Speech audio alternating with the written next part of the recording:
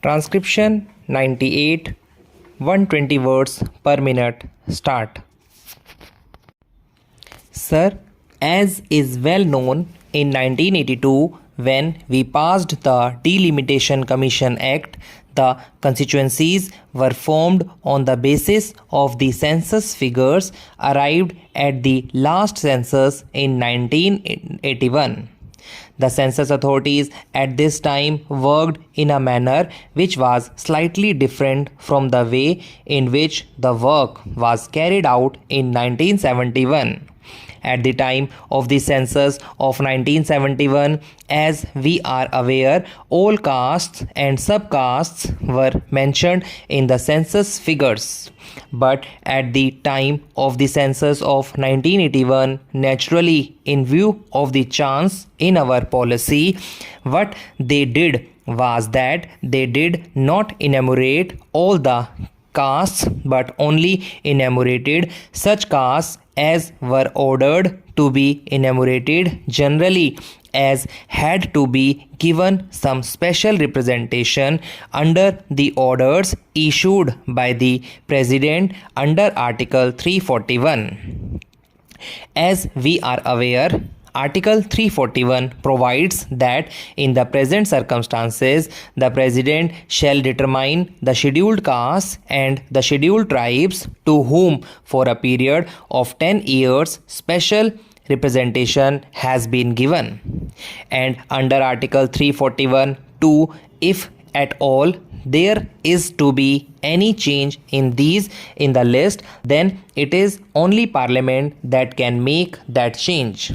At the present moment, the position is that at the time of the census of 1981, there was an order giving the list of the scheduled castes and the scheduled tribes for whom special representation was to be given. Therefore, at the time of the census of 1981, they tried to collect information only about those cases which were mentioned in that order for the purpose that they may be given the special representation on that basis. But it appears at the present moment, at the time of the actual taking of the census information, certain people mentioned their castes a little incorrectly.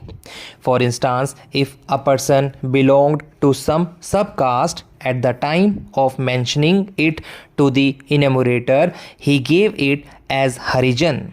Now, Harijan is neither a caste nor it is recognized. So, probably at the time of the census of 1981, such people were omitted, though they really belonged to the caste enumerated in the order. Similarly, there were certain synonyms of caste, and in that case also, people of the same caste for whom the protection was intended on account of their giving the wrong description to the enumerator in respect of the name to which they did not exactly belong, they were also excluded. Therefore, in the 1951 census register, which was prepared on the basis of the information thus supplied, certain castes were omitted.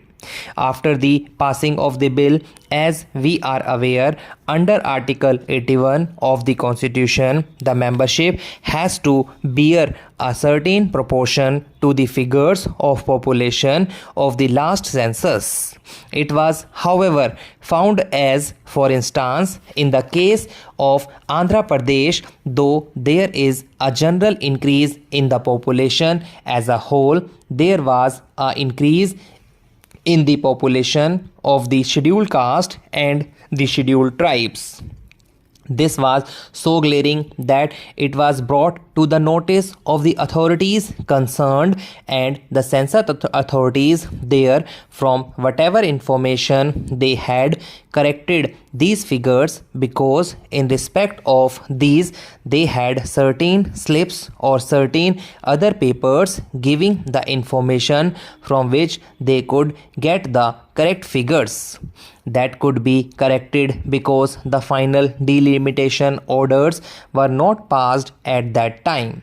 So, in respect of Andhra Pradesh and Gujarat, where the final order was not passed, the census authorities corrected these figures and the delimitation commission took that into account and they did their work.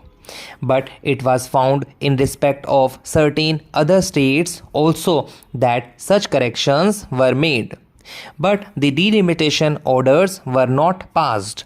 Therefore, we first intended to bring forward and introduce a bill in the Lok Sabha only in respect of those states where the delimitation commission had not passed its final orders, with the provision that if the census authorities were to make a change in respect of the figures of population of the scheduled castes and scheduled tribes, then they could in their final orders take these figures into consideration and delimit the constituencies on that basis.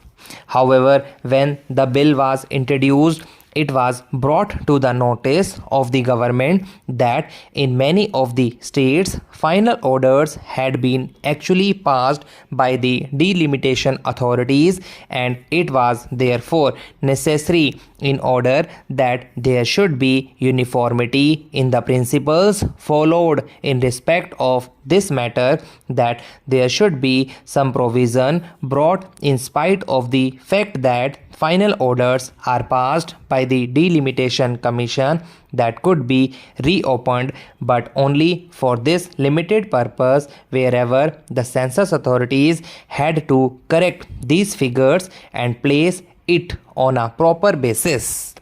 The delimitation authority should in that case reopen that matter and determine the matter on the basis provided by the census authorities.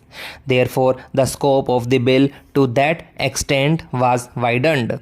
The bill which is now before the House is in this form. So far as the delimitation of constituencies is concerned, whether it is Andhra Pradesh or Gujarat, or whether in respect of other states, the delimitation commission will be authorized to reopen these matters is the census authorities had to change the figures of population. Therefore, the bill before the House is a very simple one to that extent. It only enables the delimitation commission to take into account the corrections which may be made by the census authorities. It is primarily the census authorities who are to do it now.